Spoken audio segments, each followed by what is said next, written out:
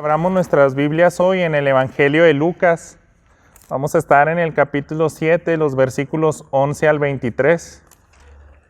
Estos días he tenido algo de, no sé si decirlo, un tipo carga, porque son días difíciles donde no hace muchos viernes estábamos viendo algunas estadísticas y yo les decía en ese grupo, en ese culto de oración que estos días suelen ser de tristeza, de mucha aflicción, hay mucha nostalgia. De hecho, el mes de diciembre es el mes más reflexivo de todo el año. Nos ponemos a recordar y ver cuántas metas cumplimos y pues si no te fue muy bien en tus metas, como que te da para abajo. Y veíamos muchas situaciones, ¿no? Donde, en especial en estos últimos días, hay fallecimientos de seres queridos. Y eso hace que tengamos así cierta ánimo decaído. La mercadotecnia está todo lo que da. Y yo creo que muchas personas alrededor, si ven que estamos apretados económicamente, como que yo creo que es un tipo de estrés donde dicen, mis niños ya me están dando carrilla con los juguetes y pues cada les va a comprar ahora, o a lo mejor hay incertidumbre en el trabajo, en gobierno siempre se vienen a veces estas fechas y más cuando hay cambio de gobierno y dicen, se van a perder plazas, etc.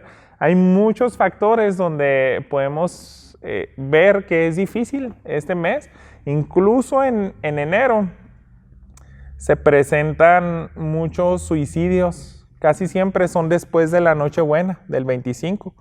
Este par de meses e incluso la tasa de mortandad en lo que es el invierno, diciembre y enero, es muy alta. Parece que es la más alta del año, es lo que veíamos. Y hermanos, yo quiero plantearles lo siguiente en este sermón que yo había titulado, hace 4 años lo prediqué, pero pues es como... Se oye feo, ¿no? Un recalentado. Pero a veces es bueno alimentarnos de lo mismo. Ya son bastantes meses y uno como pastor, a veces yo me quedo con ganas de predicar cosas que digo, no, hace 4 años no predicaba, todavía no predico muy bien, pero siento que este sermón nos puede bendecir mucho en este momento porque el objetivo, hermanos, es que nosotros bendigamos a todos aquellos que están atravesando situaciones difíciles en estos días. Entonces veámoslo como eso, un apoyo para nosotros y también que estas enseñanzas la podamos transmitir a alguien más. El título yo le había puesto Poder para disipar las dudas. A veces en estos tiempos de incertidumbre estamos pensando si realmente Jesús puede traer paz a nuestro corazón. Y aunque seamos creyentes, algunos de nosotros, pues afirmamos que creemos en Cristo Jesús. Y la historia se basa, el centro, yo quiero compartirles acerca de Juan el Bautista. Era un profeta que Jesús mismo describió y dijo, no hay mayor profeta que él. Es más, todos los profetas apuntaban a Cristo y decían, va a venir un Salvador y dieron muchas profecías. Pero Juan el Bautista, hermanos, fue el único que pudo decir, él es el Cordero que quita el pecado. Y señaló a Jesús, lo bautizó. Nada más grande que la fe, yo creo, de Juan el Bautista. Pero llega un punto en el que yo creo que dudó. Porque manda a sus discípulos y les digan, pregúntanle a Jesús, ¿él es el Mesías que tanto esperábamos?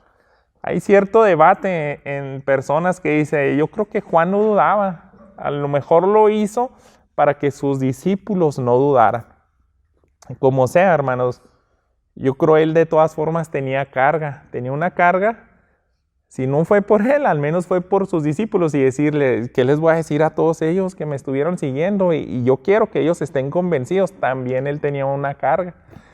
Y yo casi creo que realmente él tenía cierta duda porque cuando Jesús le manda una respuesta, le dice a sus discípulos, vayan y díganle a Juan. O sea, esta respuesta es específicamente para Juan, no, para que no tuviera esa duda. Entonces, yo quiero que veamos en este pasaje, hermanos, qué es aquello que puede disipar todas nuestras dudas de que en Cristo Jesús tenemos plenitud. Tal vez no fue un sermón navideño donde vamos a ver todo lo del pesebre y todo, pero les digo, mi carga es que en estos días complicados nosotros podamos dar mensajes de esperanza, porque ya nos ha tocado mucho seres queridos, conocidos que han partido de esta vida, y pues eso hace que estos días pues sean en cierta manera complicados. Afecta hasta el clima, hermanos. Dicen que cuando no está muy soleado, como que decae el ánimo en muchas personas. A otros se nos es indiferentes, a muchos hasta les gusta, pero estadísticamente hasta el clima afecta al sentido anímico. Entonces, yo quiero terminar de introducir con una exhortación que le hacía constantemente Jesús a sus discípulos, y era precisamente eso: no estén dudando de mí, hombres de poca fe. Ese fue el regaño que más le dio a sus discípulos. Por ejemplo, Jesús continuamente les reprendía, y leemos en pasajes como en Mateo 6:30, no lo busque, yo se los leo, dice: y si Dios viste así la hierba del campo que hoy es y mañana es echada al horno, ¿no hará Él mucho más por ustedes, hombres de poca fe? En esa ocasión Él regañó a sus discípulos porque no confiaban en su providencia. Pero hubo otra ocasión, en Mateo 8:26, Él contestó: ¿por qué tienen miedo, hombres de poca fe? Entonces Jesús se levantó, reprendió a los vientos y al mar, y sobrevino una gran calma.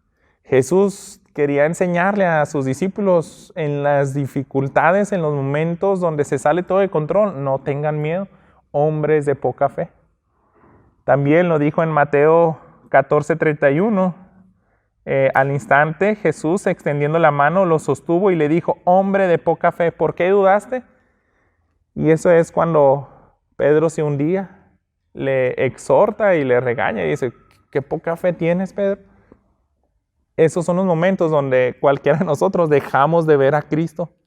En esos momentos podemos recibir esa exhortación. Una vez más, en Mateo 17:20, Él les dijo: por la poca fe de ustedes, porque en verdad les digo que si tienen fe como un grano de mostaza, dirán a este monte: pásate de aquí a allá, y se pasará, y nada les será imposible.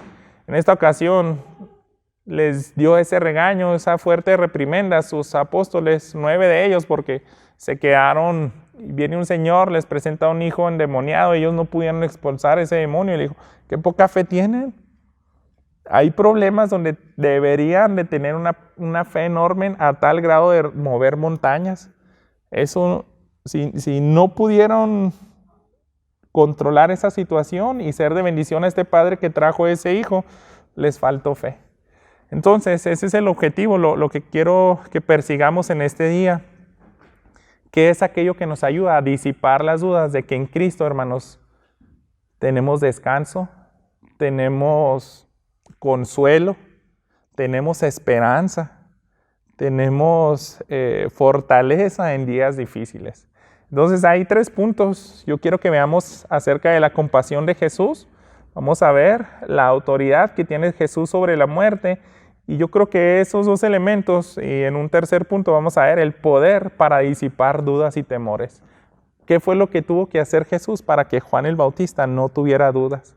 Entonces yo quise regresar un poco. Me gusta mucho porque Lucas, él desde que introduce su evangelio, dice: yo me ocupé diligentemente en poner las cosas en orden, porque ya habían muchos, al parecer ya habían varios evangelios, varias biografías tal vez de Jesús, pero decía: no, esas están desordenadas, yo sí se las voy a ordenar, Teófilo, para que entienda bien las cosas. Entonces, a mí me parece muy pertinente ver estos incidentes previos a lo que quiero que nos enfoquemos un poco más en Jesús. Si nosotros entendemos, hermanos, la compasión de Jesús, nuestro primer punto, eso nos va a ayudar a no dudar en quién depositamos nuestra fe en días difíciles.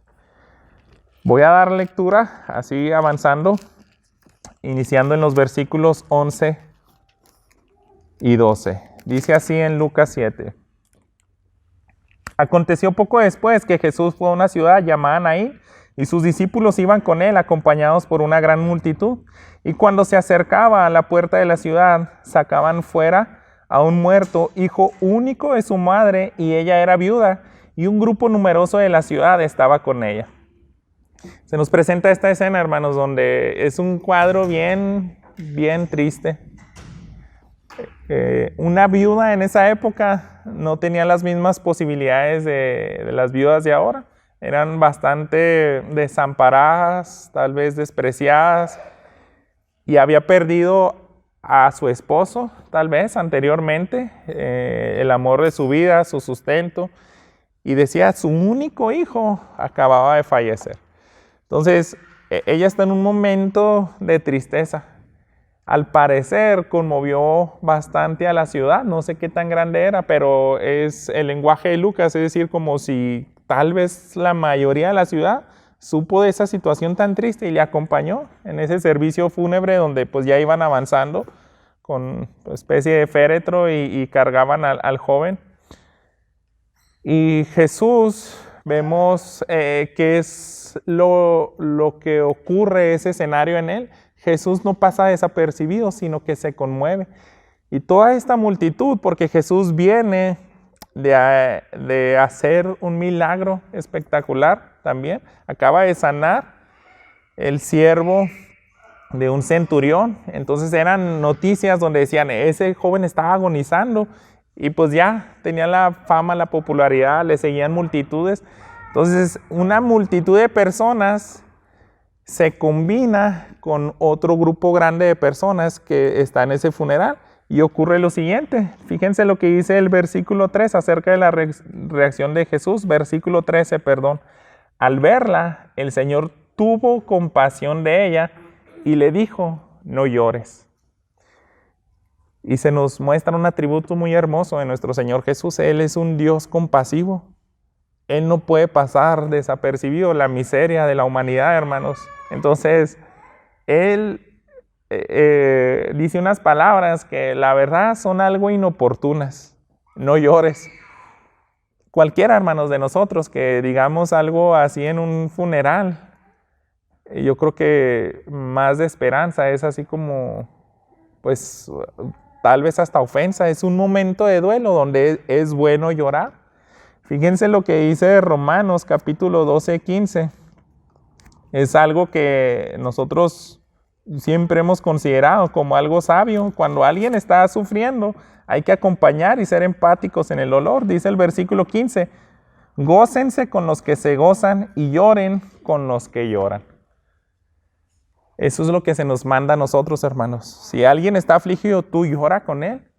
Porque ninguno de nosotros tiene la facultad de hacer lo que Jesús hizo. Él es el único que tiene autoridad para decir, no llores. Nosotros empeoraríamos todas las cosas, ¿no? Si decimos esa frase. Pero Jesús, hermanos, hizo algo completamente majestuoso en ese día. Tan solo Jesús pudo ordenar con autoridad a esa mujer y no ser inoportuno. Nosotros conocemos esa autoridad que tenía Jesús y quiero que la recordemos en base a Isaías capítulo 61, lo que se profetizaba de él, los versículos, déjenme leerle el 1 y el 3. El Espíritu del Señor Dios está sobre mí, porque me ha ungido el Señor para traer buenas nuevas a los afligidos. Me ha enviado para vendar a los quebrantados de corazón, para proclamar la libertad a los cautivos y liberación a los prisioneros.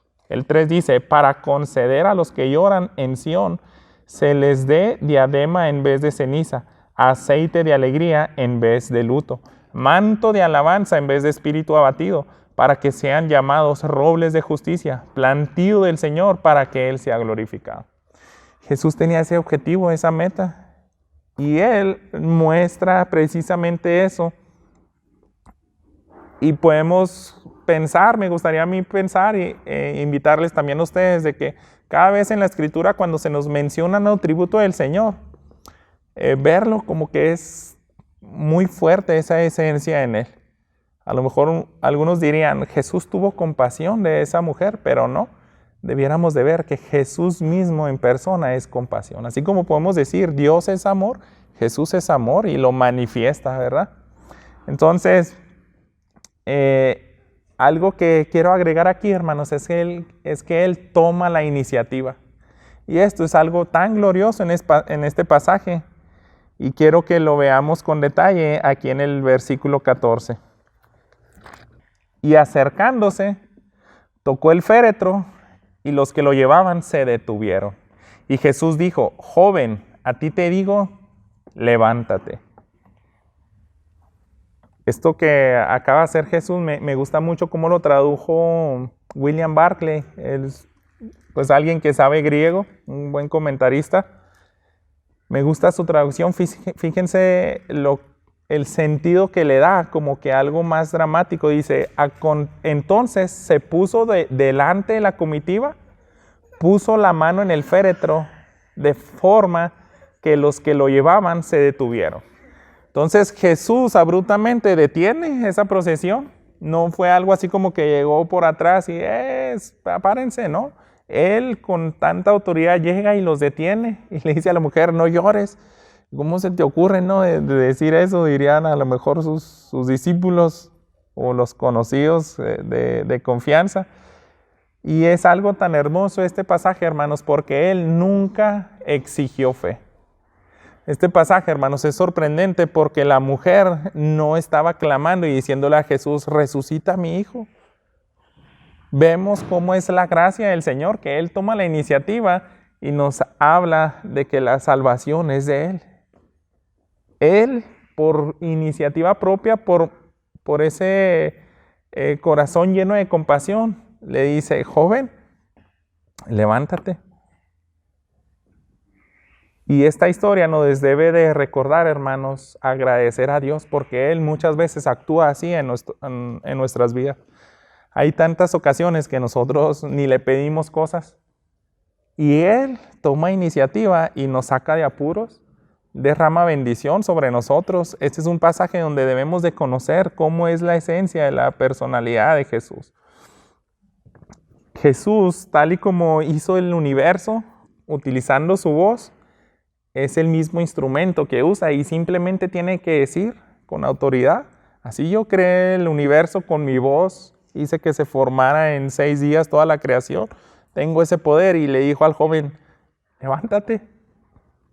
Lo vuelve a la vida solamente con su voz, hermanos.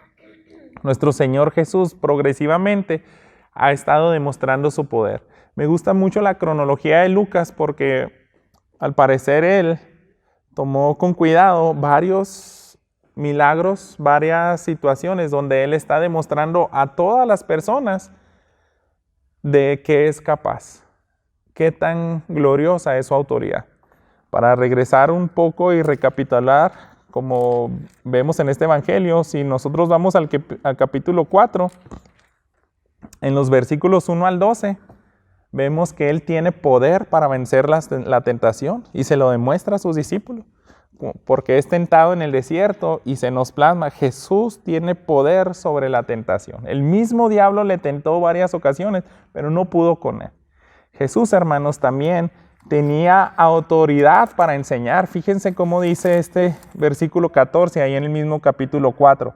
Jesús regresó a Galilea en el poder del Espíritu, y las nuevas acerca de Él se divulgaron por toda aquella región. O sea, y también conocíamos, ¿no?, que Él, la unción del Espíritu Santo, podía inundar el Evangelio a donde quiera que Él iba. Él también, hermanos, ahí en ese capítulo 4, los versículos 31 al 37, se nos muestra, al menos en el Evangelio de Lucas, por primera vez, su autoridad sobre los demonios. Él demuestra que está por encima de las huestes espirituales. También en ese mismo capítulo 4, al final, lo que es el capítulo 5, del 12 al 66, e inicio del capítulo 6, son muestras de que tiene un poder ilimitado para sanar personas. Todos estos pasajes se nos está diciendo: sanaba, no había ningún caso donde Él no pudiera sanar a alguien. También el capítulo 4, versículos 42 al 44, nos hablan de que tenía autoridad para predicar el Evangelio, y es como lo distinguía en todas las personas. Dice: Él no enseña como los fariseos, Él si habla como alguien que tiene autoridad. Jesús, hermanos, en el capítulo 5 también demostró que tenía autoridad sobre la naturaleza, porque ocurre la pesca milagrosa donde hace el llamado a Pedro y controlar a todos los peces para que entren a la red de estos pescadores. Les está demostrando que él puede ordenar a la naturaleza y se va a someter. Hay una manera más donde Lucas muestra autoridad de Jesús y yo creo que esta es de las más gloriosas, la autoridad para perdonar pecados. Ahí en el capítulo 5 se nos encuentra el incidente donde es algo que no creían los fariseos, los líderes, porque antes de sanar a un paralítico le dice, te perdono tus pecados. Y dice, ¿quién puede perdonar los pecados si no solamente Dios? Pero Jesús les demuestra que Él tiene autoridad para perdonar los pecados. También Él tiene autoridad para llamar a los hombres. En el capítulo 5, en los versículos 27 al 32, es increíble cómo le dice a Leví, levántate y sígueme. Y solamente con ese llamado eficaz cautiva a las personas. Él dice, dejó la mesa de los tributos y le siguió a Jesús. Y así con cada uno de sus 12 discípulos. Dios, hermanos, también nuestro Señor Jesús demostró que era Señor del día de reposo en el capítulo 6, donde los fariseos se quejan con él porque no se pusieron a restregar el trigo y decía, oye, no debes de trabajar en el día de reposo. Y dice, yo soy mayor que el día de reposo. Todo este recuento de cómo manifiesta su autoridad que les acabo de recordar, hermanos, yo creo que van subiendo progresivamente porque ahora va a contemplar algo a esa multitud que no ha visto antes. Y es la resurrección. Tal vez, no sé, yo quiero confiar en Lucas de que él dice, yo te voy a ordenar las cosas como sucedieron. Tal vez fue la primera persona que Jesús resucitó.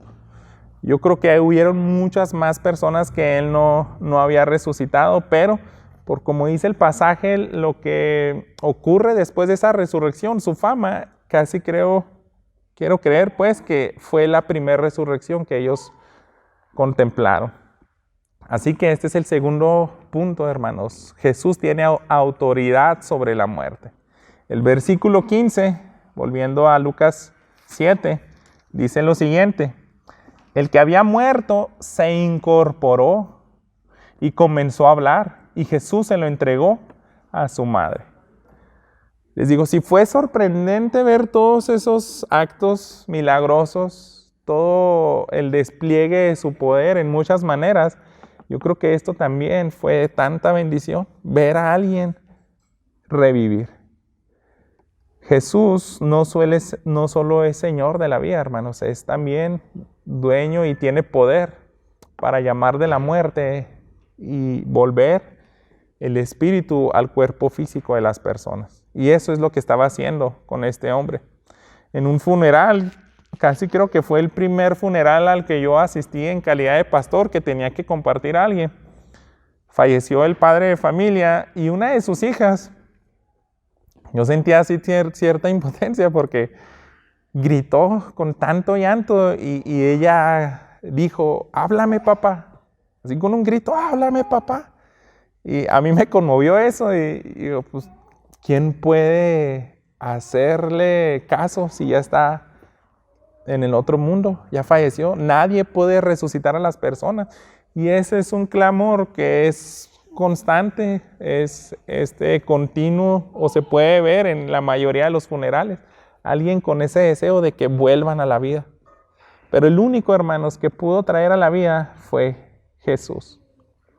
El único que concedió ese profundo deseo es Jesús. Veamos la reacción, los versículos 16 al 17. El temor se apoderó de todos y glorificaban a Dios diciendo, un gran profeta ha surgido entre nosotros. También decían, Dios ha visitado a su pueblo. Ese dicho que se decía de él se divulgó por toda Judea y por toda la región circunvencina. Y por esto que nos dice Lucas, yo pienso que fue la primera resurrección que Jesús ejecutó, porque es así como remarcando el impacto. Habían visto cosas sorprendentes, pero ver una resurrección no era cualquier cosa, hermanos. Para que nos demos una idea de qué tan glorioso fue ese milagro, hace más de 8 siglos es cuando nos registra la Biblia de resurrecciones. Las resurrecciones no son comunes. Si nosotros vamos a Primera de Reyes, capítulo 17, ahí vemos la historia de Elías cuando resucita al hijo de la viuda de Sarepta. Eso fue en el año 870 aproximadamente antes de Cristo. Entonces, antes de Elías y después de él, no se hablaban de resurrecciones. Unos 20 años después, Eliseo resucita al hijo de la tsunamita. Eso se encuentra en Segunda de Reyes, capítulo 4. Así que no crean que así tuvo que ser de glorioso la primera resurrección que Jesús hizo. La fama alcanza límites nuevos, al parecer.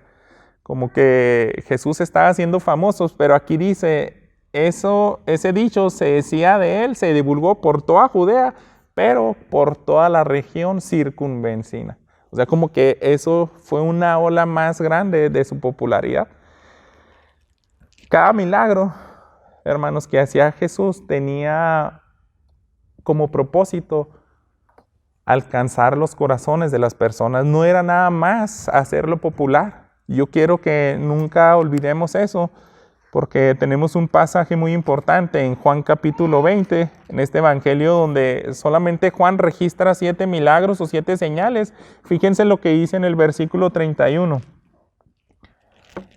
Pero estas se han escrito para que ustedes crean que Jesús es el Cristo, el Hijo de Dios, y para que al creer tengan vida en su nombre. Estas señales, a eso se refería. Yo nomás utilicé mi evangelio para decirles 7 señales o eventos milagrosos de Jesús. Con eso es suficiente. Nada más escribí eso para que crean y tengan vida eterna. Jesús, hermanos, su misión principal primeramente era el mensaje de las buenas nuevas, el evangelio. Así que cada milagro tenía como propósito tratar con los corazones de los hombres. Y ahora sí, hermanos, hemos llegado a Juan el Bautista. Si nos pasamos al versículo 18, vamos a ver poder para disipar dudas y temores. Fíjense lo que dice el versículo 18. Entonces, los discípulos de Juan le informaron de todas estas cosas, y llamando a Juan, a 2 de sus discípulos, los envió a preguntar al Señor: ¿eres tú el que ha de venir o esperaremos a otro? Y nos surge pues una pregunta que yo les decía. Algunos tienen cierto debate diciendo: ¿cómo es posible que Juan el Bautista ande dudando de Jesús?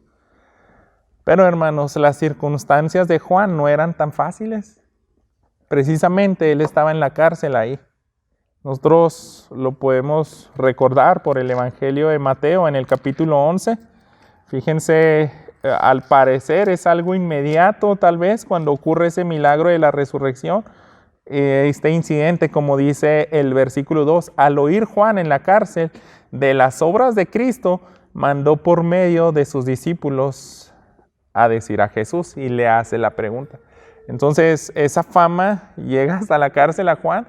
Entonces la situación de él no era tan fácil. Por cierto, él estaba sufriendo por el evangelio.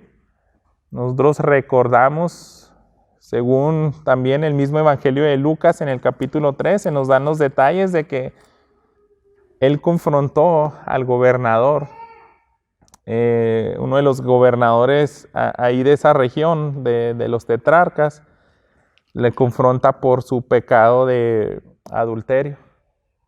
Para ver más claro el detalle, en el capítulo 3 de Lucas, los versículos 19 y 20 dicen: pero Herodes el tetrarca, siendo reprendido por él, por causa de Herodías, mujer de su hermano, y por todas las maldades que Herodes había hecho, añadió además a todas ellas esta, que encerró a Juan en la cárcel. Entonces Juan no estaba en una prisión como las de ahora, era un lugar donde a fuerzas necesitaba personas que le llevaran alimento, yo creo era inclemencia, no sé. Y era un profeta que, pues se nos describe, ¿no? Que siempre andaba libre en el desierto y tenerlo encerrado, él tuvo mucho tiempo para pensar. Y yo creo, hermanos, que es válido que cualquiera de nosotros, aún como creyentes, podemos a veces plantearnos esas preguntas. ¿Si vale la pena el Evangelio? Porque si no es así, hermanos, pues Juan sufriría dioquis. Dice, ¿realmente sí sería el Mesías? ¿No sería un gran profeta? Así como dicen los versículos previos, cuando Jesús hace el milagro, también se hace ese rumor de que dicen, un gran profeta se levantó. ¿Qué tal si nada más es un gran profeta y no es el Mesías que tanto esperamos? Entonces Juan necesitaba también disipar dudas y temores. Y quiero, hermanos, que veamos cómo le corresponde Jesús. En el versículo 20 nos quedamos, aquí en Lucas, que dice lo siguiente: cuando los hombres llegaron a él, dijeron, Juan el Bautista nos ha enviado para que te preguntáramos, ¿eres tú el que ha de venir o esperaremos a otro? ¿Y acaso no dudamos nosotros también, hermanos, cuando estamos en un momento de prueba y aflicción? A decirnos, ¿realmente se encontrará consuelo en la Escritura? ¿Sí realmente Dios podrá traer esperanza si yo comparto este mensaje a mi vecino, a mi hermano, a mi familiar que acaba de perder un ser querido? ¿Sí habrá poder aquí para presentarles que Jesús es el que puede mostrar una compasión completamente distinta a todas las demás personas? Entonces, vemos la respuesta concreta en el versículo 21 y 22. Dice, en esa misma hora, curó a muchos de enfermedades, aflicciones y malos espíritus, y a muchos ciegos les dio la vista. Entonces él les respondió, vayan y cuenten a Juan lo que han visto y oído. Los ciegos reciben la vista, los cojos andan, los leprosos quedan limpios y los sordos oyen.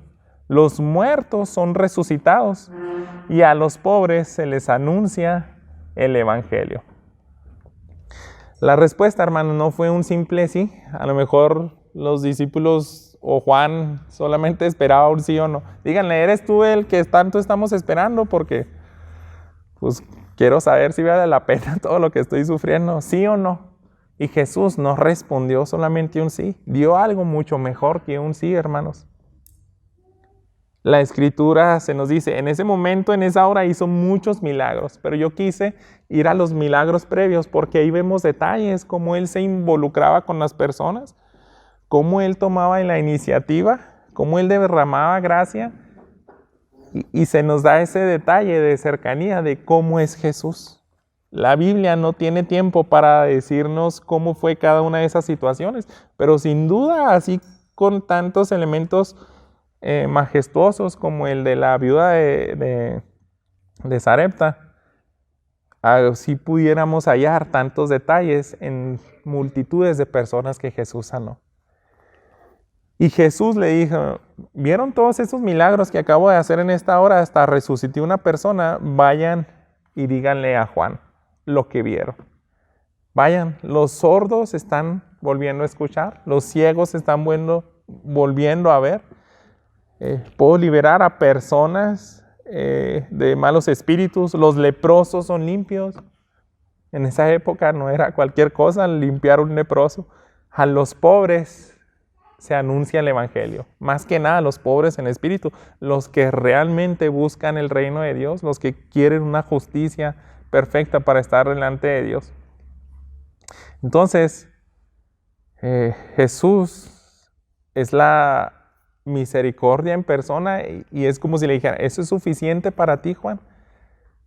Tú conoces bien lo que decía el profeta Isaías acerca de mí, que iba a venir el Mesías, iba a sanar al quebrantado, iba a traer buenas nuevas, se iba a identificar como alguien compasivo, iba a alguien que no iba a pasar desapercibido cuando veía a las personas en aflicción. Y eso, hermanos, estamos llamados tú y yo también. Hay muchos familiares que ya en días pasados están pasando por aflicción. Es más, hay personas que ni son familiares. Pero el creyente, hermanos, no debemos de ser tan indolentes. Debemos de ser empáticos y tenemos este pasaje para hacer exactamente lo mismo que Jesús. Tomar iniciativa y mostrarles que en Jesús hay esperanza. ¿Saben por qué me gusta mucho este pasaje, hermanos? Porque Juan, en ese entonces no habían videos. Nadie pudo llevarle una foto. Mira, me aventé unas fotos ahí con Jesús. Y grabé un milagro de resurrección. Mira, aquí te lo voy a poner. Juan no pudo ver nada de eso, hermanos.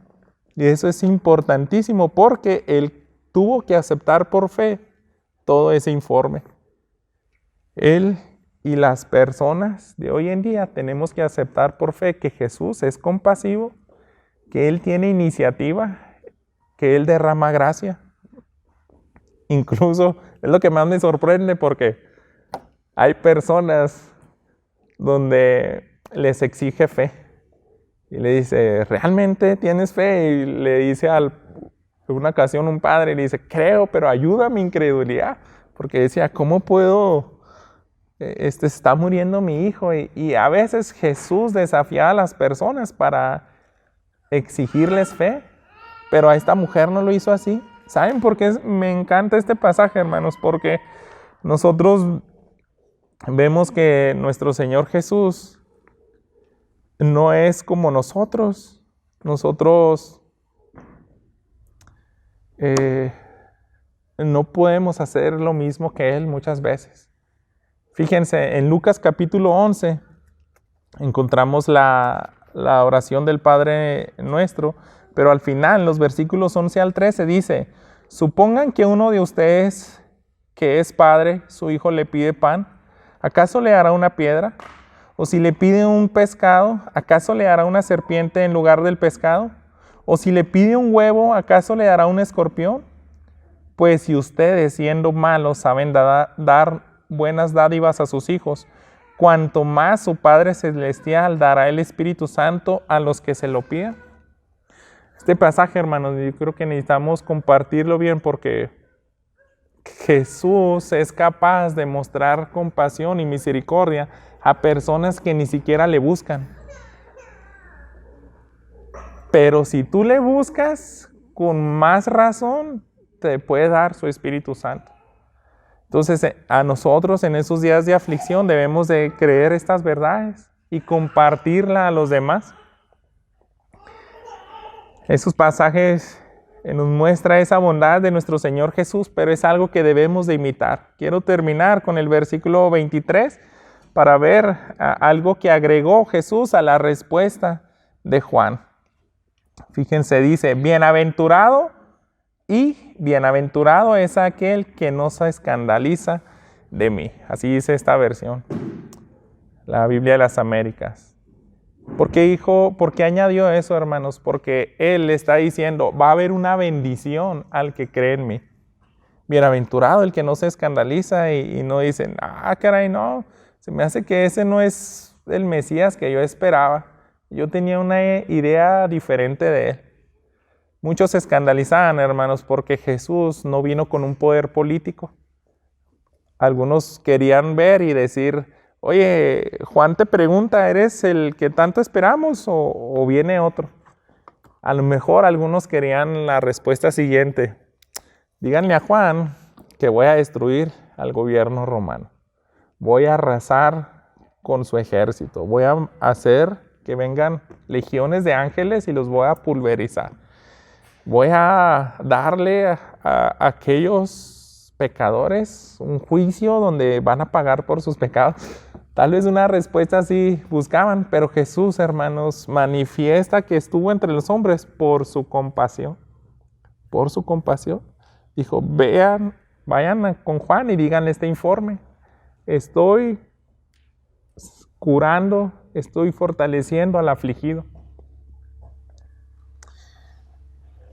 Implícitamente, hermanos, también es una advertencia a los que no creen. Si dice, bienaventurado al que no se escandaliza de mí, entonces Yo creo que también tienen que tener cuidado aquellos que no creen en este mensaje y ver a Jesús como el único que nos puede dar esperanza. Algunos alimentaban prejuicios contra el Mesías por su pasado insignificante. Decían, oye, pues es Jesús, es el de Nazaret. Yo no creo que Él sea el Mesías. Pues hay de ustedes. Pero bienaventurado el que sí cree en mí, el que no se escandaliza de mí. Hay muchos que van a dudar. Pero hermanos, ese es el mensaje que estamos nosotros llamados a dar. Es bienaventurado todo aquel que lo busca y lo pone como su única esperanza. No hay mejor mensaje, hermanos, en estos días a nuestros amigos, a nuestros compañeros. Tal vez alguno de nosotros en enero vamos a recibir una noticia difícil. Hablando estadísticamente, yo no sé. Pero si llegáramos a recibir una noticia, debemos de poner a Cristo como nuestra única esperanza y decirle, oye Jesús, tú tuviste compasión de una mujer que ni te pidió ese favor de resucitar. Cuanto más puedes tener misericordia con tus hijos.